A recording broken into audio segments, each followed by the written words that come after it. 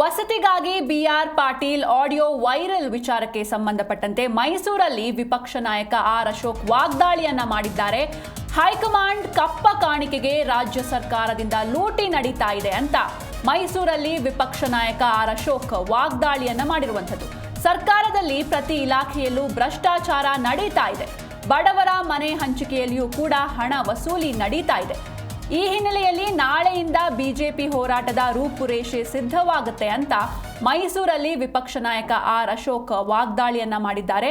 ಇನ್ನು 36% ಹಣವನ್ನ ವಸತಿ ಇಲಾಖೆಯಲ್ಲಿಯೂ ಕೇಳ್ತಾ ಇದ್ದಾರೆ. ಅಬಕಾರಿ ಇಲಾಖೆಯಲ್ಲಿಯೂ ಕೂಡ ಲೂಟಿ ಮಾಡಿದ್ದಾರೆ.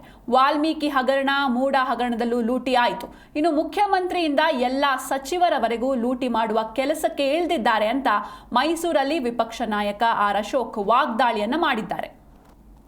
ಈ ಸರ್ಕಾರನೇ 60% ಸರ್ಕಾರ.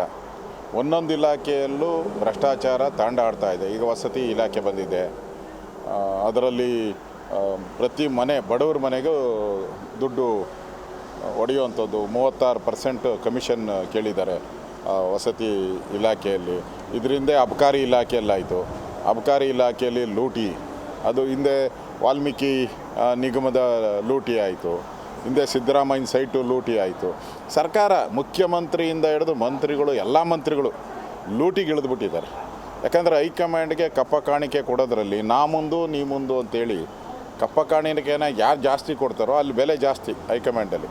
ಅದಕ್ಕೆ ಜಾಸ್ತಿ ದುಡ್ಡು ಹೊಡೆದು ಜಾಸ್ತಿ ದುಡ್ಡು ಡೆಲ್ಲಿಗೆ ಕೊಡಬೇಕು ಅನ್ನೋದು ಇವ್ರದ್ದು ಉದ್ದೇಶ. ಆ ಉದ್ದೇಶದಿಂದ ಇವರು ಕರ್ನಾಟಕವನ್ನು ಲೂಟಿ ಮಾಡ್ತಾಯಿದ್ದಾರೆ. ಅವ್ರಿಗಿರೋದೇ ಇದೊಂದು ಸರ್ಕಾರ, ಲೂಟಿ ಮಾಡೋಕ್ಕೆ ಇಲ್ಲಿಂದನೇ ಹೈಯೆಸ್ಟ್ ಮನಿ ಹೋಗೋದು. ಈಗ ಬಿಹಾರ್ ಎಲೆಕ್ಷನ್ ಬರ್ತೈತೆ ಎಲ್ಲ, ಇಲ್ಲಿ ಲೂಟಿ ಹೊಡೆದು ಅಲ್ಲಿ ಕೊಡಬೇಕು. ಇವರು ಮಂತ್ರಿಗಳ ಪದವಿ ಹಂಗೆ ಕಂಟಿನ್ಯೂ ಮಾಡಬೇಕು, ಅಷ್ಟೇ ಇವ್ರದ್ದು ಫಾರ್ಮುಲಾ. ಅದರಿಂದ ರಾಜ್ಯದ ಜನತಾನ ಲೂಟಿ ಮಾಡ್ತಾಯಿದ್ದಾರೆ. ಇದು ನಾವು ಹೋರಾಟವನ್ನು ಫಿಕ್ಸ್ ಮಾಡ್ತಾಯಿದ್ದೀರಿ. ನಾಳೆ ನಾಡೋದರಲ್ಲಿ ಇಡೀ ರಾಜ್ಯಾದ್ಯಂತ ಹೋರಾಟವನ್ನು ಫಿಕ್ಸ್ ಮಾಡಿ ಈ ಜನ ಬಡವರ ಮನೆಗಳಿಗೆ ಕನ್ನ ಹಾಕುವಂಥ ಕೆಲಸವನ್ನು ಮಾಡಿದ್ದಾರೆ. ಆ ವಿರುದ್ಧವಾದಂಥ ಹೋರಾಟವನ್ನು ನಾವು ಮಾಡ್ತೀವಿ.